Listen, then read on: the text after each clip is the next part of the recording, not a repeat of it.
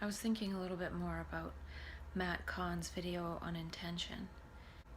And I was thinking about how he said set big intentions for mundane tasks. And I also realized in a way that the state of map consciousness is a state of a different intention completely. So what Matt Kahn's talking about is from ego consciousness setting big intentions. And I was thinking about how in map consciousness the ego is scrambled. And so there's a completely different intention there to begin with. There's different meanings, but the whole state seems to be of a different intentionality. And it could be towards being relational and being embodied as one's childlike self, because that's how we are naturally, and the ego is sort of programming that's in the way of our natural way of being.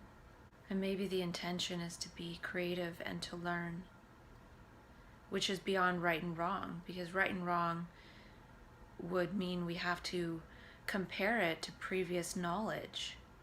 And so we're always classifying and categorizing our perceptions based on previous knowledge, and the previous knowledge is what is actually what is making things salient. So we're only seeing what we previously know to be true and categorizing based on that. Whereas in map consciousness, it's a state beyond right and wrong. It's a state of always learning, and there's pretty much no time to even judge whether something is right or wrong. It's just like aha moment after aha moment. And everything that is an aha moment is seen and understood as truth for that moment in the moment. Maybe not truth ultimately in context to every single moment, but in that moment it's seen as truth, and then it's let go and the next truth comes. So it's like a state of living in truth from moment to moment. And when the ego starts to come in and try to judge and make things right or wrong, good and bad, then that moment to moment truth unfolding starts to get mixed up. And then when it gets mixed up, one starts to become in a state of confusion, which leads to fear, which leads to scary meanings and associations. And then one eventually reassociates with ego consciousness, the one that says right and wrong, good or bad. And I think too there's a difference in that when a person is in ego consciousness and making these intentions, it's still an abstraction and it's still a conceptualization. Whereas in map consciousness, it's actually a state of being, and the meaning and the intention are actually in the moment, and then they're gone. And in that way, it's always new and diverse. Whereas if we're conceptualizing and abstracting in order to make intentions and meanings, we're still distracted from the infinite unfolding of the moment. And I still feel there's value in doing that for sure. I just see that when I compare it to the space of map consciousness, when we're connecting with something of other meaning and of other intention besides the ego's desires and intentions, it's sort of like what he's talking about, but the universe is doing it for us. It's a way of being. And I still feel what he's talking about is a way of meing, even though it's giving voice to altruistic intentions, which is a good thing, because it's of a different quality than thinking about oneself. I still don't think it's good to follow anybody, really. Part of me just speaking to myself like this is perhaps giving permission for us in a way to think for ourselves about stuff, and talking about things like mania and psychosis for hours upon hours in ways that I choose to think about it and talk about it, because it's my own experience. A professional can give me a label, but it's likely that professional has never experienced this. So I'm talking about it and thinking about it and looking at it and inquiring about it and presenting different perspectives on it in ways that I choose to think about it. And I'm even using some scientific terms with my limited scientific background and reading. But if people that are professionals want to impose professional terms on my experience, then I can use professional terms to unfold and extrapolate my experience too. And it's about me creating and using language the way that I would choose to, because language is what creates our perception of reality. So if I talk to myself enough in this way, it will sink in to me. And maybe that's what Matt Kahn is talking about with the intentions, is it sinks in to one's being when one says all that stuff enough. I guess I would have to try it to see if it translates into actually being able to be that way in actuality.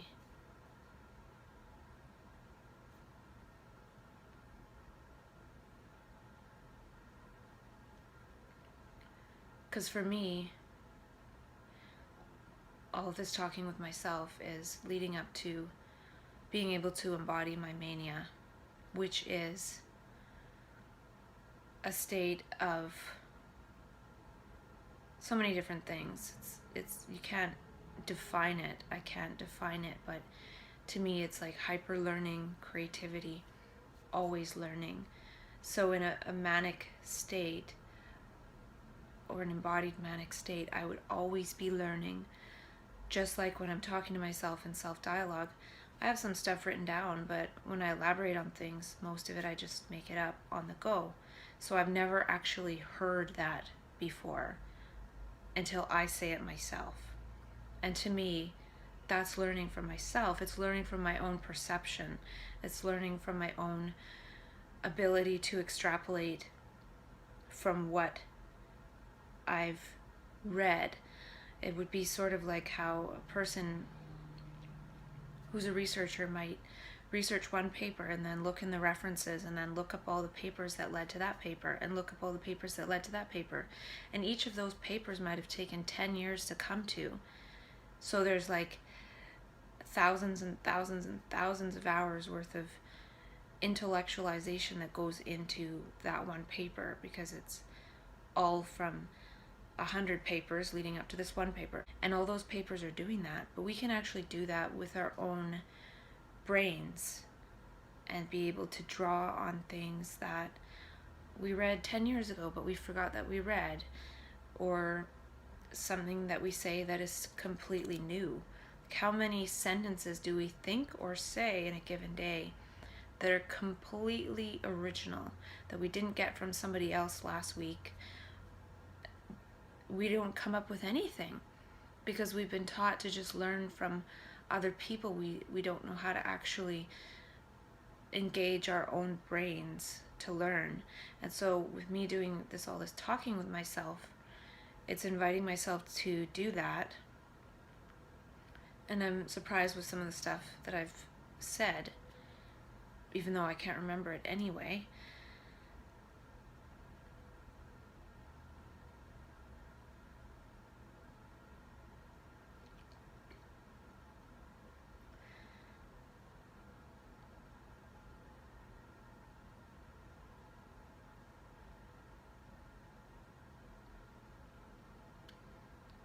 And I feel like I've been able to say some stuff to myself that is kind of interesting to me, that I could have been just reading books the whole time and reading interesting sentences that other people came up with, that other people took 5 years to come up with and put in a book or something.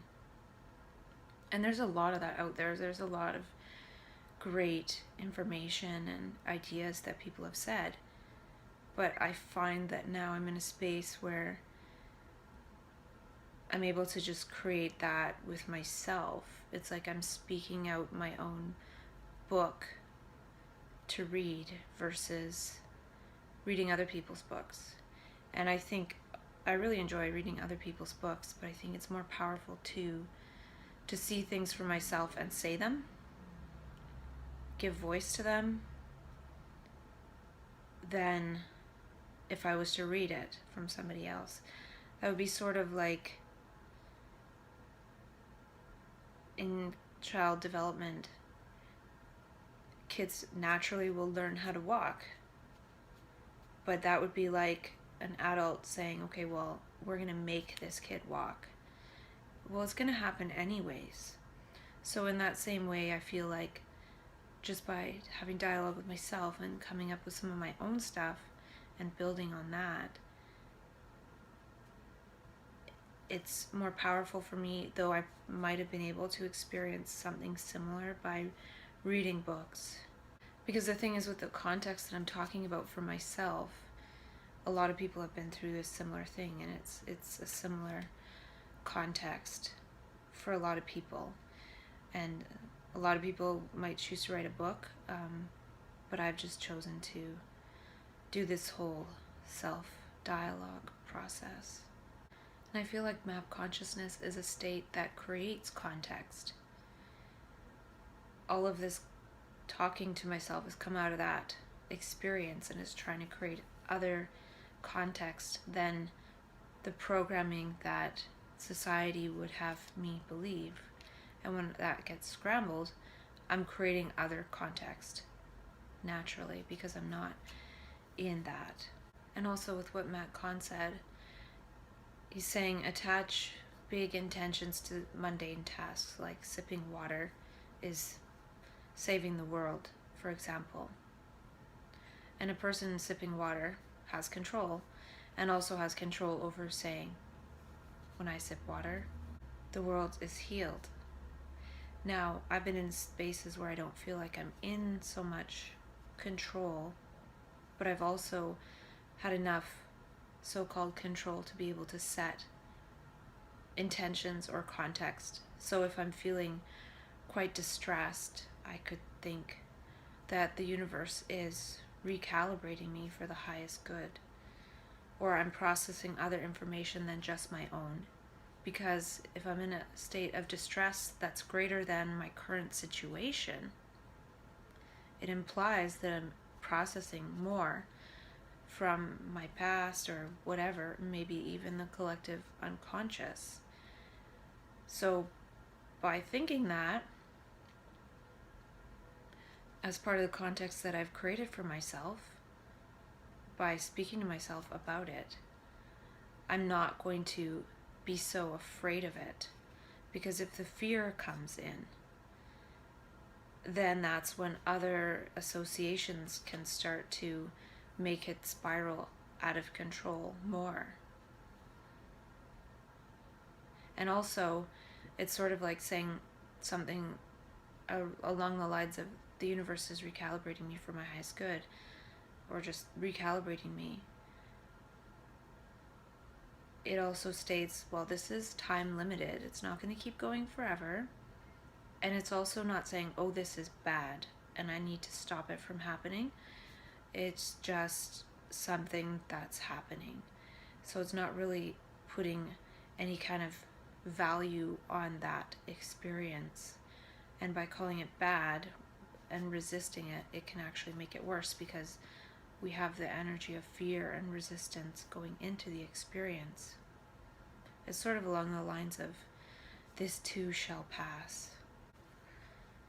Another thing with these videos too that I haven't really talked about, haven't really thought about it this way, but in a way, I'm a person diagnosed with a serious and persistent mental illness. And that sounds kind of scary, but I don't think I'm really coming across as a scary person. I hope not. And I was thinking about dissociation and how I sometimes dissociate as part of this whatever that's going on. And I was thinking that when I dissociate, I often feel like a homeless person, and in a way, my inner home is my ego self. That's how I feel at home, by being that version of myself. So when I dissociate from that, I feel homeless because I don't feel like me. I don't feel like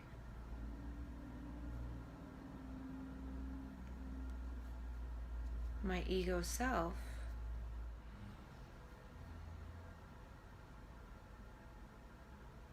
I'm wondering if that's because homeless people don't really have an ego self, and they feel homeless because they are homeless because they can't function because they don't have that ego self, which is the functional self.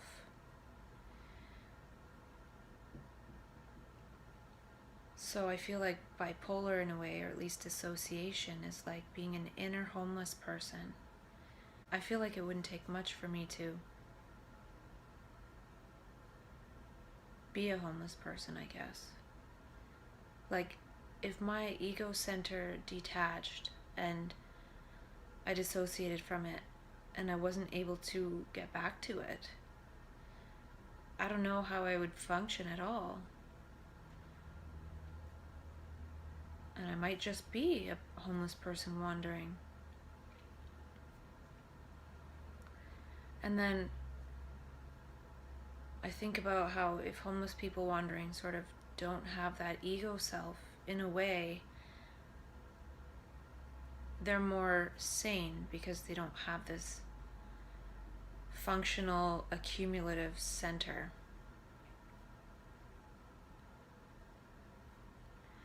I feel like they could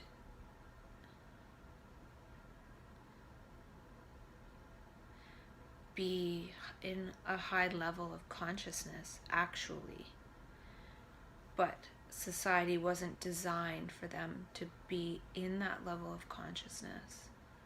And so now they sort of appear to be these homeless people.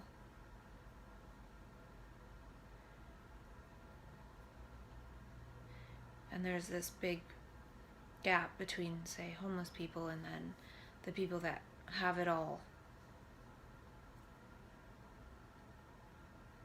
And that needs to be closed. That gap needs to be closed.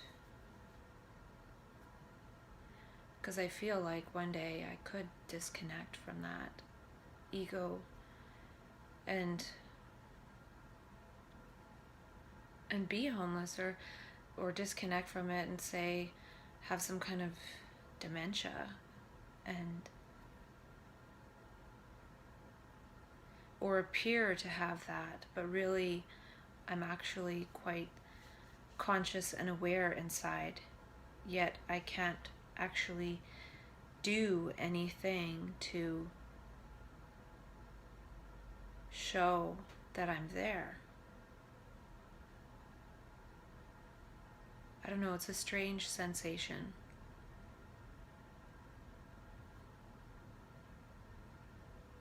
I feel myself simplifying my life. Like, they talk about simplify your life and why it's good and everything. But I feel like the way that this consciousness is going, it's wanting life to be simplified out of complete necessity, like it has to. For example, I have very little food in my fridge right now because it's difficult to sort of like plan meals, or I don't know, it's strange.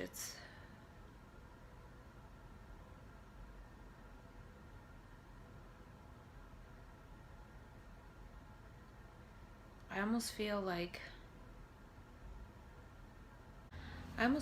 I need to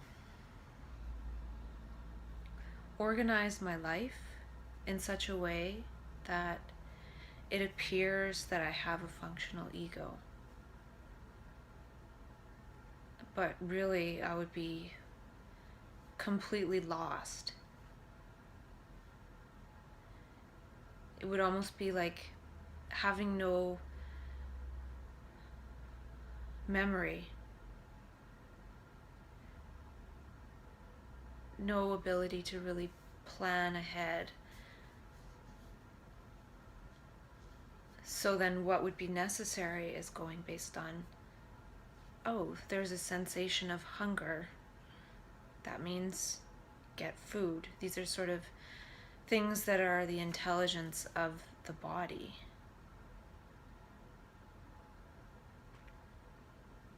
So bodily necessities, bodily intelligence would be there, which is something that happens naturally.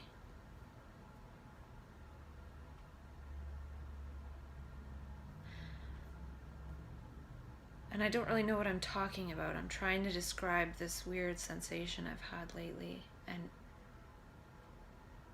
it's almost like still having friends and meeting up with friends and things, but meeting up as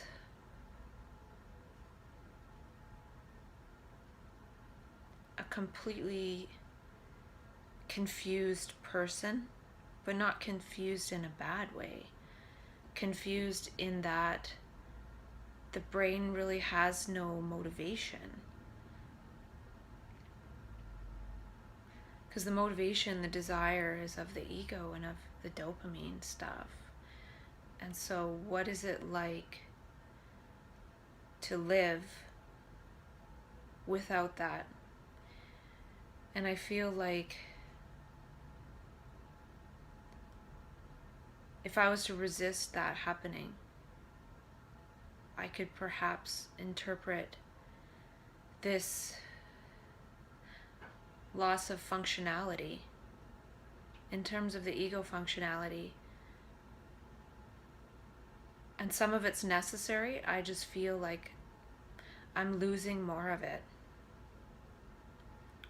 For example, a year ago, I would have been eating lots of fruits and veggies and have all the ingredients in my fridge for salad and be ready to make a smoothie as well, stock full of veggies and fruits and everything, and now I can't even.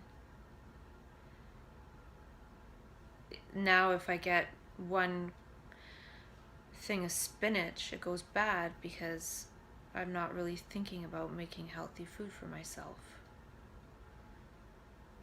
I can manage to do those overnight oats and then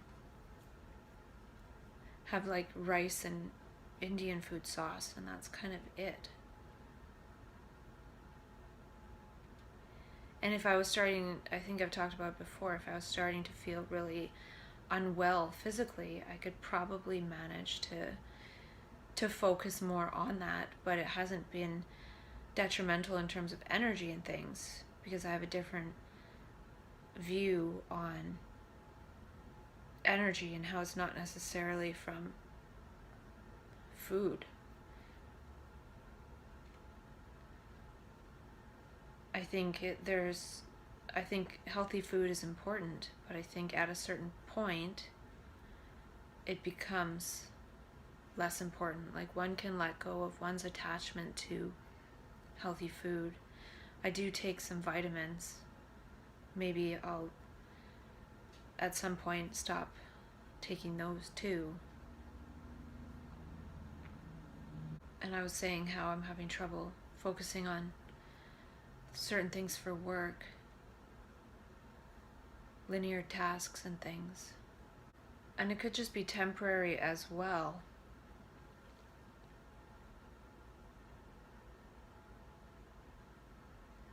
Because I do often get into a place where I'm more functional in those ways.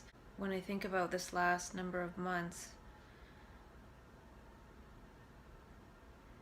I haven't gotten better with the food thing at all. I'm not sure where I'm going with that. It's something that I'm experiencing.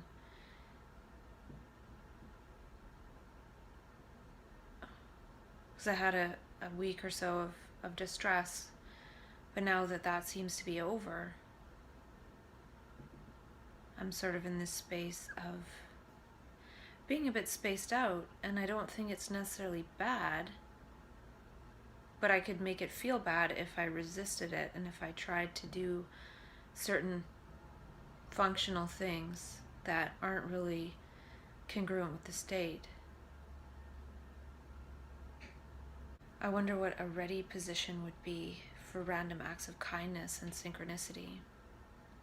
What I mean by that is a lot of sports, they have like ready position, like when you're getting ready for a serve in tennis, or when an outfielder is getting ready for the pitch in case the ball is hit in baseball. Well, a lot of us walk around with our heads down, our sunglasses on, looking at our devices, and that's not really ready position for being relational or randomly kind. So ready position would be like eyes open, mouth corners up, and ready to look at somebody's eyes, hands out of the pocket, ready to shake someone's hand or grab the door. So I feel like there's sort of a ready position for that. And I think it's related to posture and gesture.